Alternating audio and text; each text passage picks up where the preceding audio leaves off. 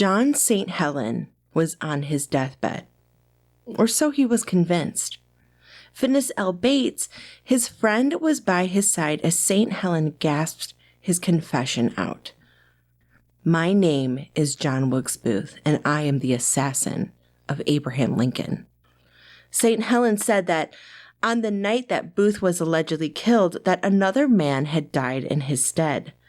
He claimed that Vice President Andrew Johnson had orchestrated the assassination plot and gave Booth a password that allowed him to escape the manhunt.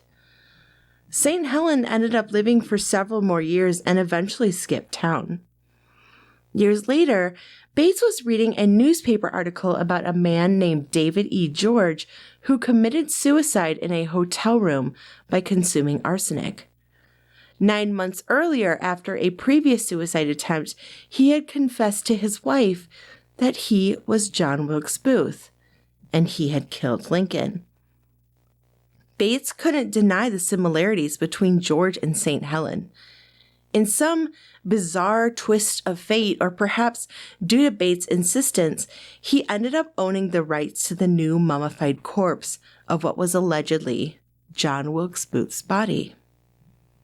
Booth's alleged mummy had quite a life after death. He was rented out to carnivals, midways, and state fairs. Strangely enough, every showman that had Booth's body had a string of bad luck that ended up financially ruining them. So, what are we to believe? Did Booth die not too long after Lincoln was assassinated? Or did he live on, marrying and being able to enjoy all the things that Lincoln couldn't, before passing away in a tragic, macabre way, alone in a hotel room, and then his corpse being paraded around like some kind of carnival freak show? This is John Wilkes Booth. I'm your host, Lauren Powers, and you are listening to Not Your History Class podcast.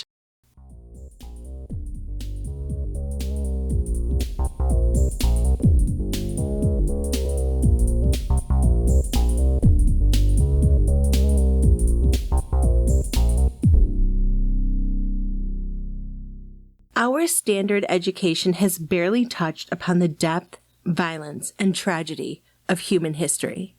My intention with this podcast is to illuminate the parts of our history that have been in the dark for far too long. I want to take a comprehensive dive into our world and to give a different and new perspective on our past. After all, education is our strongest weapon against tyranny. Please note, this podcast contains content and information that may not be suitable for children under the age of 13. Please be advised.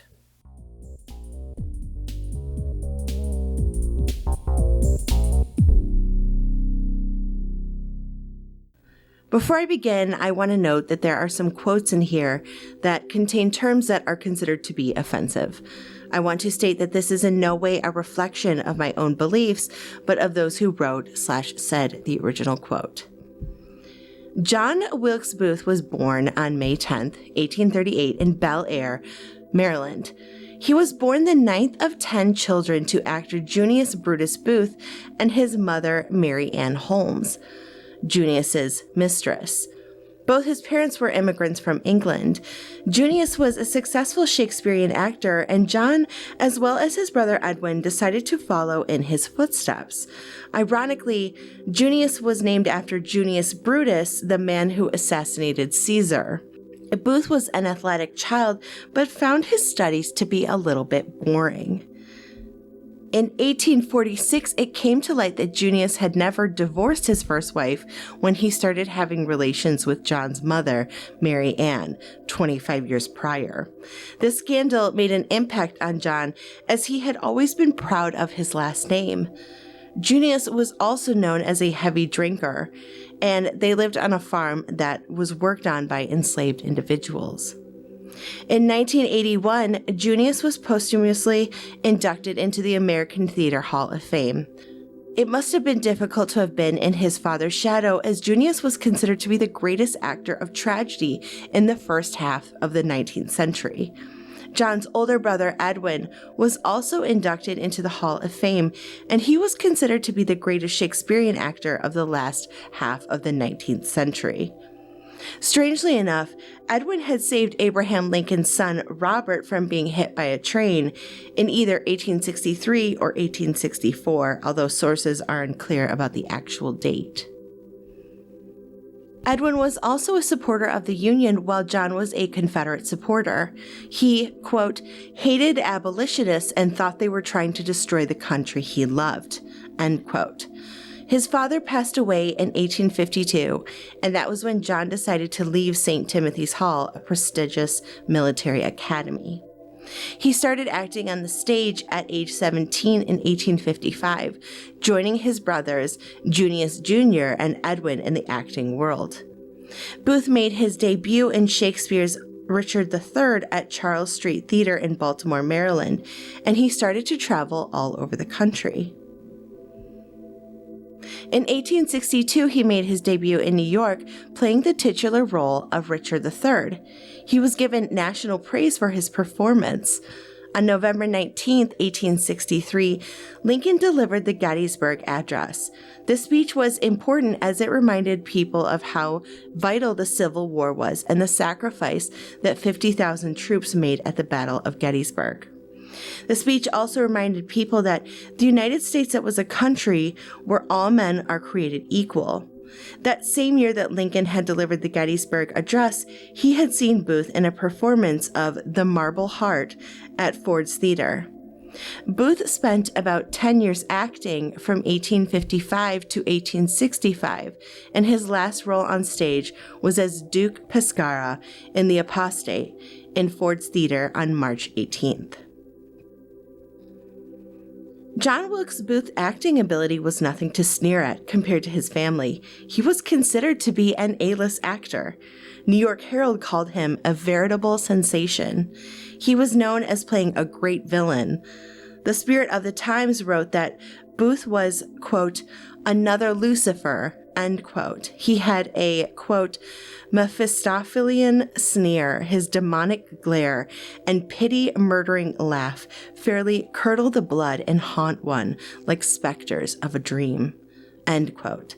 Even Booth agreed with the New York Herald and said, quote, I am determined to be a villain, end quote. John's favorite role to play was Brutus in Shakespeare's Julius Caesar, Brutus being the slayer of a tyrant. He was largely successful as an actor, able to have a vast range of emotion that allowed him to play several different types of roles. He was handsome and brooding, and that attracted a lot of fans to him. Terry Alford, who wrote the biography Fortune's Fool, The Life of John Wilkes Booth, said that he was the first actor that he knew to have, quote, had his clothes torn by fans. When he was coming out of the theater in Boston, the manager had to come back and tell people, back up, let him out, just let him walk to his hotel, end quote. Clark Evans, curator for the Library of Congress, said, quote, the ladies loved him. He was very popular, end quote. During his teen years, Booth joined the Know Nothings, which was an anti-immigration political party. The party flourished in the 1850s and had an anti-Roman Catholic sentiment as well. The group believed that immigrants, mostly the Germans and Irish coming to the United States, was posing a threat against native-born Protestant Americans. When asked about the organizations, the members were supposed to reply that they, quote, knew nothing, end quote, thus the name of the party. The organization later took on the official name of the American Party. It called for restrictions on immigration and not allowing foreign-born individuals to vote or hold public office, and wanted a person to live in the United States for 21 years before being allowed to become a citizen. In 1859, he joined a local militia group so he would be able to go witness the execution of John Brown. Brown was a radical abolitionist who had grown up in a family that had extreme anti-slavery views. Brown was later found guilty of murder, inciting slave insurrection, and treason against the state of Virginia. After he and his men raided the federal arsenal, the idea being that free slaves would join the raid, but nothing went as planned, and most of the men were killed or captured. Wilkes had initially wanted to join the Confederacy, but his mother, who had already lost 4 children, pleaded him not to join, and so he decided not to. But according to Alford, his biographer, quote, he felt like a slacker. He even used the word coward to describe himself because, as an actor, he played a hero on stage, but really wasn't one, end quote. Booth not joining the Confederate Army during the Civil War weighed on him heavily for the next 4 years. As it looked more like the South was going to be defeated, Booth was angry at himself for feeling like a coward and not fighting for what he believed in. Alford wrote, quote, the ethical event of his generation was passing him by. He decided in desperation that he had to do something, end quote.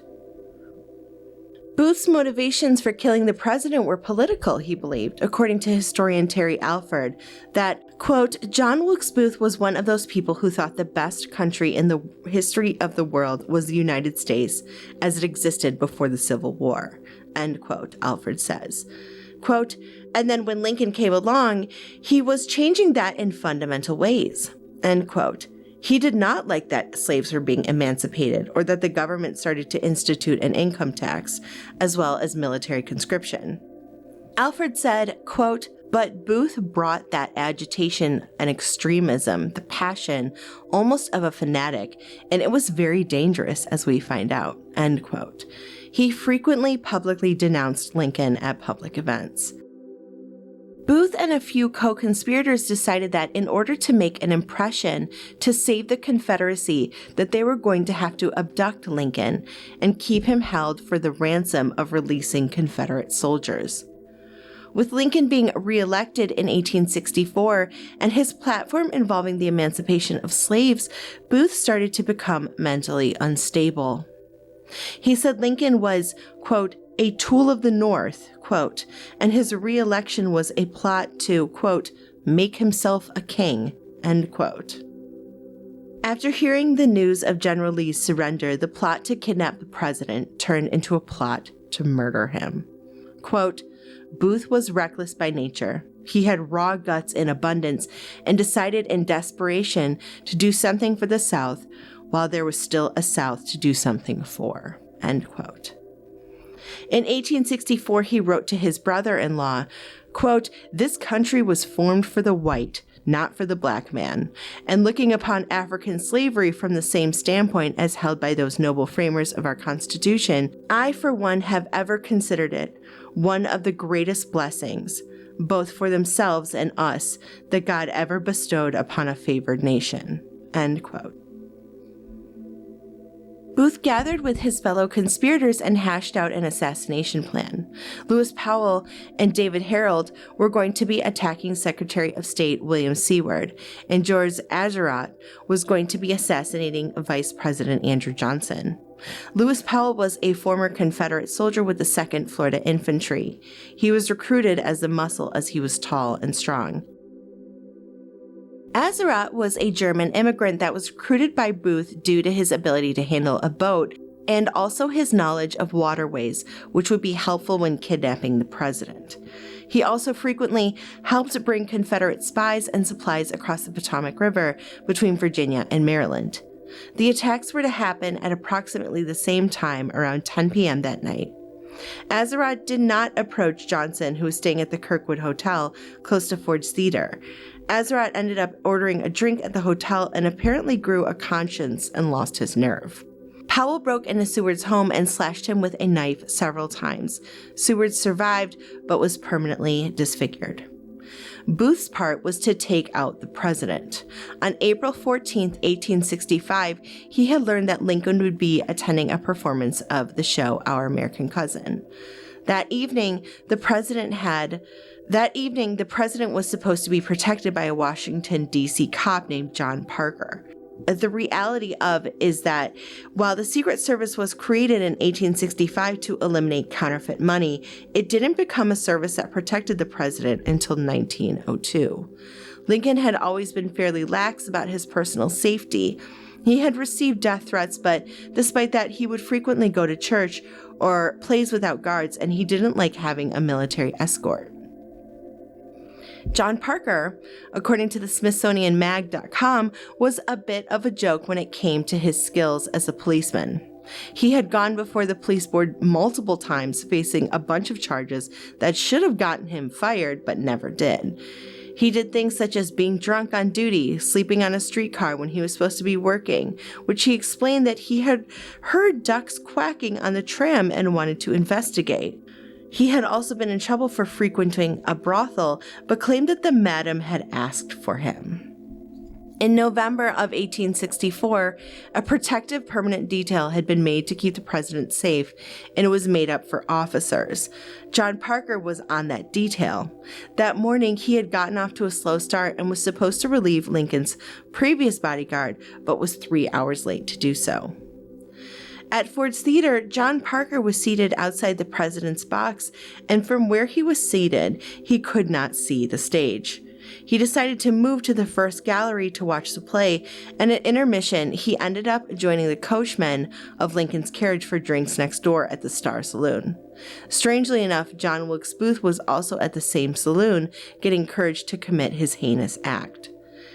No one knows if Parker ever returned to Ford's Theater, and there's speculation that if he had been doing his job that night, he may have not even stopped Booth because he was such a well-known actor.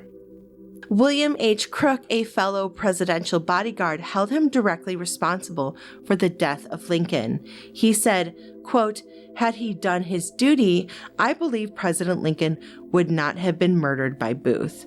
Parker knew that he had failed in duty. He looked like a convicted criminal the next day. End quote. Parker was charged with failing to protect the president, but it was dismissed a month later, and he was virtually let off with no slap on the wrist. Either he was just a small fish in a big pond, or the public was entirely unaware that a bodyguard had been assigned to the president at all. Parker unbelievably remained on the White House security detail after Lincoln's assassination. At one point, he was even assigned to protect Mrs. Lincoln, and she was so upset about it, she said, quote, "So you are on guard tonight, on guard in the White House after helping to murder the president," end quote. Parker was virtually forgotten by history. His story ends with him being finally fired from the police force after once again being caught sleeping on duty. And in 1890, he passed away from pneumonia. There are no pictures of him, and even the graves of him and his wife and 3 children are unnamed. Booth, after seeing the presidential box completely unprotected, snuck inside the box where Lincoln, his wife, Mary Todd, Henry Rathbone, and Claire Harris were enjoying the show, and Booth barred the door from the inside. The box had been essentially left unguarded, and so it was not difficult for him to sneak inside. And also remember that Booth was a hugely popular actor at the time, so he was likely welcomed into Ford's Theater and wouldn't necessarily be stopped. He shot Lincoln once in the back of the head with his .44 caliber Derringer, and he slashed at Rathbone with his knife, nearly killing him as well. For those who are interested in learning more about Henry Rathbone, I have another part in these series that talks about his experience and life. Booth, a naturally athletic person, had planned to jump from the box to the stage below, but had been grabbed by Rathbone, and that threw him off. He supposedly broke his leg in the fall, although a lot of sources say that it was later that he had broke his leg. W.J. Ferguson, Ford's Theater stagehand, said, quote, "Booth leaped. One of his spurs caught in the folds of the draped American flag in the front of the box, throwing him out of control of his movements. He fell to the stage, landing on his left knee." There are several different eyewitness accounts as to what Booth said after killing Lincoln, which was either Sic Semper Tyrannis, which means thus always to tyrants, or he may have said the state motto of Virginia, or the South is avenged. Harry Hawk, a Ford's Theater actor, said, quote, "He jumped to the stage and shouted, 'Sic Semper Tyrannis.' As he jumped from the stage, the spur on his boot caught in the drapery of the box, and he fell to the stage." He dragged himself up on one knee and was slashing around as someone who was crazy and desperate, saying, "The South shall be free." The man turned his face in the direction I stood, and I recognized him as John Wilkes Booth. He ran toward me, and I, seeing the knife, thought I was the one he was after. I did simply what any man would do, ran off the stage and up a flight of stairs. End quote.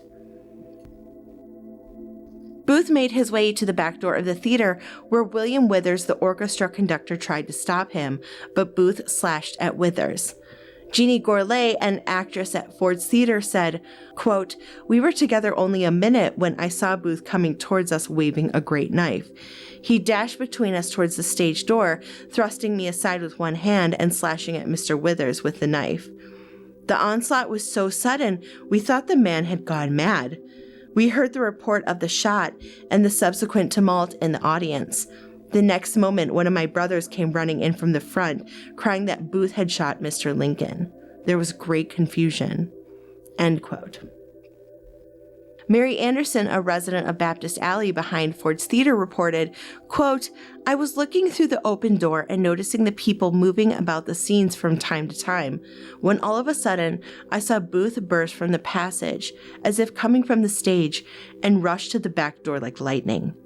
He had his right arm above his head and held something in his hand that glittered in the gaslight. His other arm seemed to be held out back of him. He had no hat on. As he came out the door to his horse, I saw him strike at somebody and then leave on his horse and gallop down the alley. I thought the horse had run away with him. There was immediately a great excitement and people ran out into the alley." End quote. A diary found on John Wilkes Booth on April 26, 1865, and currently on display at Ford's Theater National Historic Site said this of his escape after killing Lincoln. Quote, "Until today, nothing was even thought of sacrificing to our country's wrongs. For 6 months we had worked to capture, but our cause being almost lost, something decisive and great must be done. But its failure was owing to others, who did not strike for their country with a heart. I struck boldly, and not as the papers say. I walked with a firm step through 1,000 of his friends, was stopped but pushed on. A colonel was at his side. I shouted 'Sic Semper' before I fired. In jumping, broke my leg. I passed all his pickets, rode 60 miles that night with the bone of my leg tearing the flesh at every jump. I can never repent it. Thought we hated to kill. Our country owed all her trouble to him, and God simply made me the instrument of his punishment." End quote. He had met up with David Harold, who had fled the seaward home without Lewis Powell, and they both rode into the night and out of Washington, D.C.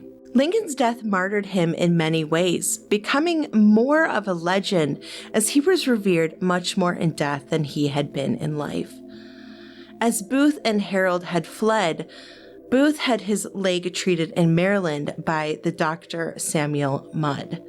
Mudd would later be convicted of conspiracy and sentenced to life in prison. The manhunt for Booth and his co-conspirators began. There was a $100,000 reward for their capture. Booth and Harold spent days in the Zacchaeus Swamp in Maryland. Booth wrote in his diary that he was shocked at the public's reaction at his actions. Booth sincerely believed that he was going to be lauded as a hero after assassinating Lincoln, but instead, he was vilified. I know that I only mentioned a few people who worked as his co-conspirators, but there was actually collectively 9 altogether.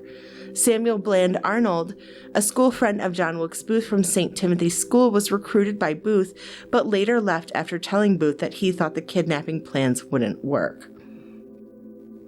Arnold wasn't even in Washington, D.C. at the time of the assassination, but he was still tracked down and sentenced to life at Fort Jefferson off the coast of Florida. He ended up being pardoned by President Andrew Johnson in 1869 and wrote a memoir that he would hope would vindicate his name. Dr. Samuel Alexander Mudd's house was planned as a safe stop after the kidnap plot. But Booth and David Harold ended up seeking out the farm after Lincoln's death so that Dr. Mudd could treat Booth's broken leg. Mudd said later that he did not recognize Booth and he didn't know that Lincoln had been killed. However, his actions were littered with nervousness and his answers were invasive when he was being questioned. He was later convicted of conspiring to kill the president and was given a life sentence of hard labor. He was also sent to Fort Jefferson in Florida, but like Samuel Bland Arnold, he was also pardoned in 1869.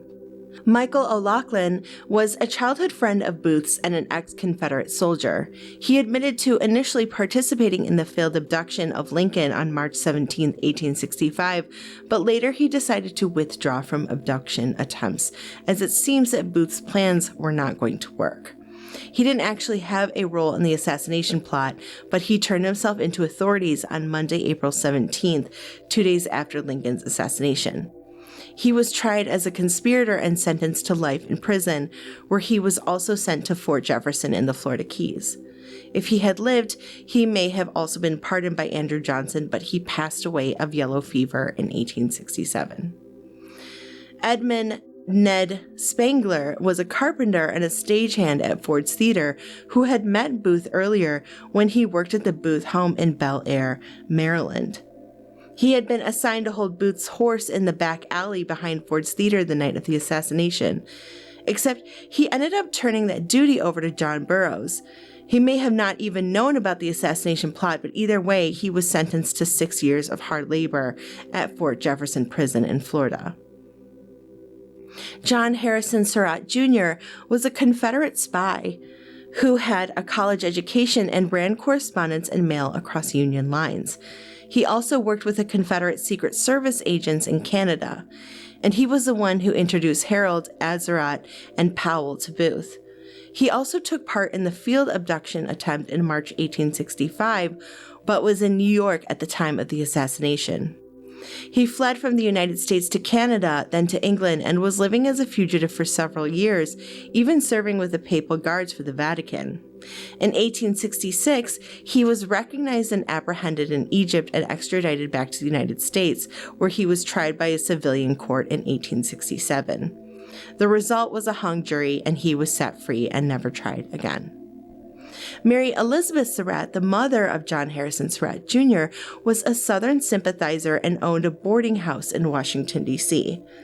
It was at this boarding house where the conspirators would meet and plan the kidnapping and eventually the assassination of Lincoln. Both Booth and David Harold stopped for supplies at the Surratt Tavern in Surrattsville, Maryland, now Clinton, Maryland, that was owned by Mary but leased out by a tenant named John M. Lloyd. Due mostly to the testimony of Lloyd, she ended up receiving the death sentence for conspiracy to assassinate Abraham Lincoln.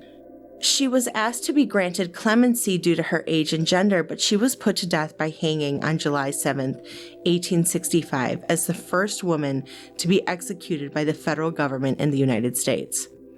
There are people who blame her son, John, for her death, believing that if he had surrendered himself, that he would have been hanged instead of his mother. 8 conspirators were tried overall for the attack on Seward and the death of Lincoln. Azarat ended up fleeing Washington, but was arrested on April 20th, 1865, and was convicted for conspiracy to commit murder. He was executed by hanging on July 7th, 1865. Powell was tried and convicted and hung the same day as Azarat. Officials were searching for Booth, Harold, and John Surratt, and the Secret Service Director, Lafayette Baker, had photographs of the 3 men. They published those photos on a wanted poster that offered a total award of $100,000, which is equivalent to almost $2 million today. The poster said, quote, "Let the stain of innocent blood be removed from the land by the arrest and punishment of the murderers. All good citizens are exhorted to aid public justice on this occasion.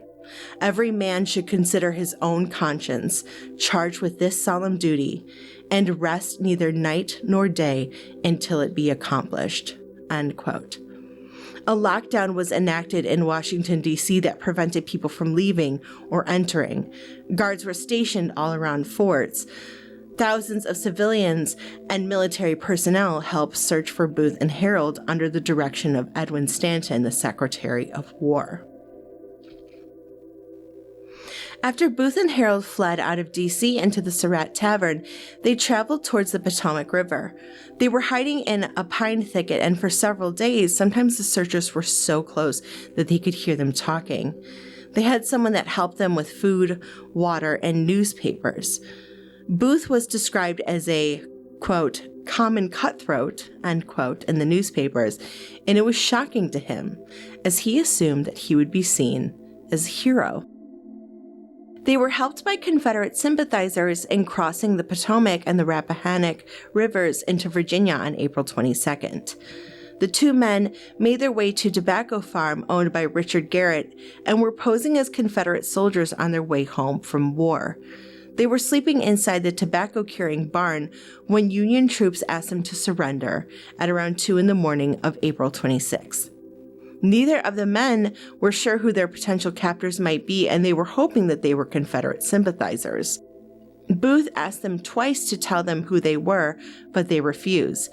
Harold surrendered, but Booth decided to fight back. He told them, quote, "I am a cripple.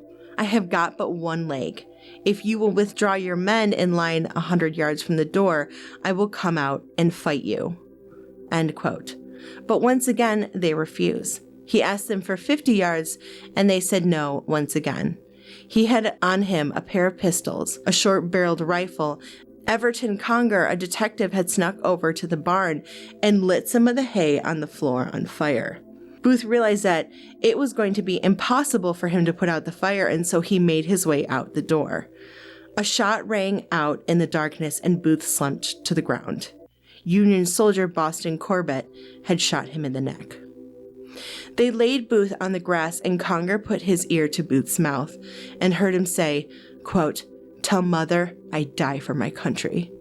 End quote. Those would have been some badass last words, but it actually took several hours for Booth to finally succumb to his neck wound. He was in terrible pain, and he begged for the Union soldiers to kill him.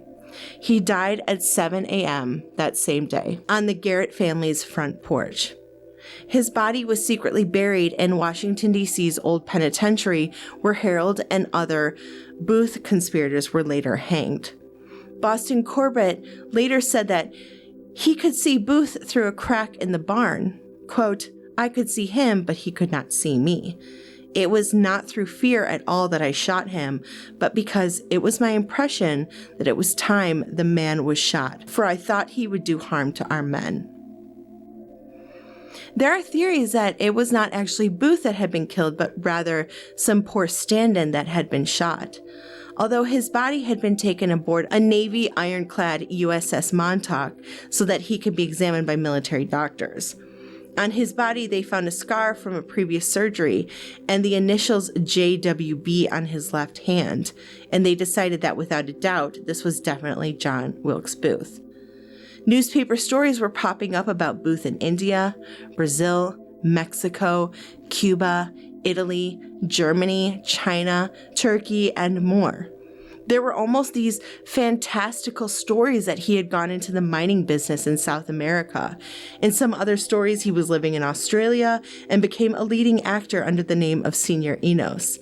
There were stories that he was potentially working with a sultan in Egypt and owned over 100 camels. Other people theorized that he had not left the U.S. at all, but moved to Atlanta and became an Episcopal minister or a carpenter in Tennessee. As mentioned in the introduction, there is a theory that Booth did not die in the barn that night, but instead was able to escape, allegedly with Vice President Andrew Johnson's help. Booth went on to allegedly have different aliases, including David E. George, who committed suicide in a hotel room by ingesting arsenic. Finis L. Bates, the grandfather of Kathy Bates, and a friend of Booth's previous alleged alias, John St. Helen, had thought that there was more than a passing resemblance between St. Helen and David George. Bates tried to get custody of George M. Baum's body, which was found at W.B. Penniman's mortuary and furniture store. He couldn't get custody, and for years, the corpse sat in a chair at Penniman's front parlor. Due to the arsenic used in preserving the body and the arsenic ingested, the body stayed in good shape. Bates ended up writing the book, The Escape and Suicide of John Wilkes Booth, written for the correction of history, in 1907, which talked about St. Helen's account of escaping the manhunt after the assassination, and how Bates later gained custody of the supposed mummy of John Wilkes Booth. Bates rented out the mummy to carnivals, midways, and state fairs. The supposed body of Booth being paraded around as a freak show item has a grotesque juxtaposition to the solemn funeral train procession of Lincoln's embalmed body weeks after he was killed. Almost every showman that showed off Booth's mummy had bad luck and ended up financially ruined. The Saturday Evening Post reported in 1938 that his mummy, quote, scattered ill luck around almost as freely as Tutankhamun is supposed to have done, end quote. 18 years prior, in 1920, a train carrying the mummy had wrecked and killed 8 people. Not too long after, the body was kidnapped and held for ransom. In 1923, Bates passed away and the mummy was sold to William Evans, known as the Carnival King of the Southwest.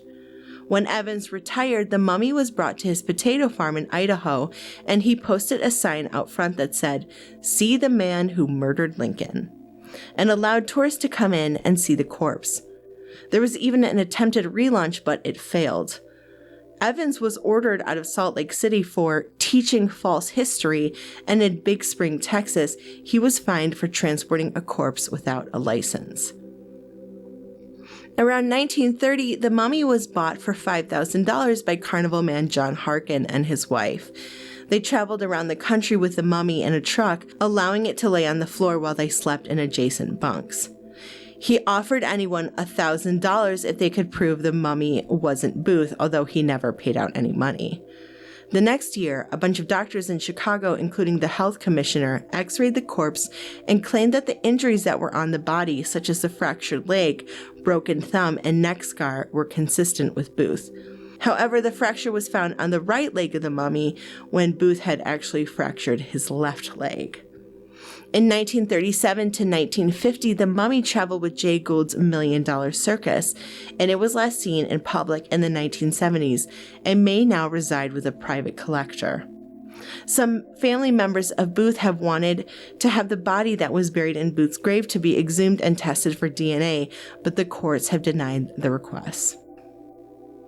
John's sister, Asia Booth Clark, had wrote a secret memoir about her brother that wasn't published until 1938. In her memoir, she spoke about a time when John had supposedly visited a psychic, and the psychic predicted his untimely death. Quote, "The old gypsy said to him, 'You've got a bad hand. It's full of sorrow. Trouble plenty everywhere I look. I see you'll break hearts. You'll die young, and you'll leave many to mourn you. You'll be rich, you'll be free, but you're born under an unlucky star.'" End quote. Booth would later refer to the woman's predictions in conversations.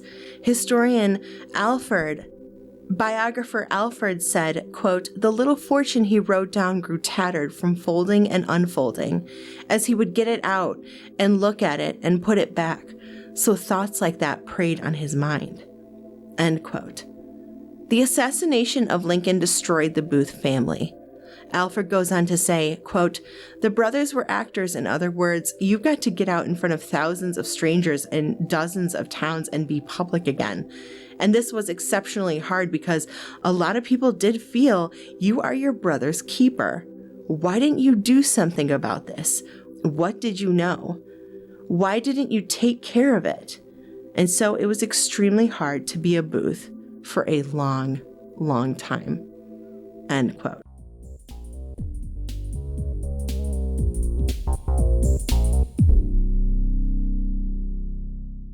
Please subscribe to my podcast, and if you are listening on iTunes, please give the podcast 5 stars. It really helps me get out there. I am currently on TikTok, Instagram, Facebook, and X, so follow me on social media as well. If you are looking for sources for this episode, please check out our show notes. Transcripts and sources will be on my website, notyourhistoryclass.com. Researching, hosting, production, and editing is done by Lauren Powers. Theme song is done by Mike Myers, and you can find him at the Mike Show 42 on X. If you have any recommendations or suggestions for a future episode, you can direct message me via social media or email me at notyourhistoryclass@gmail.com.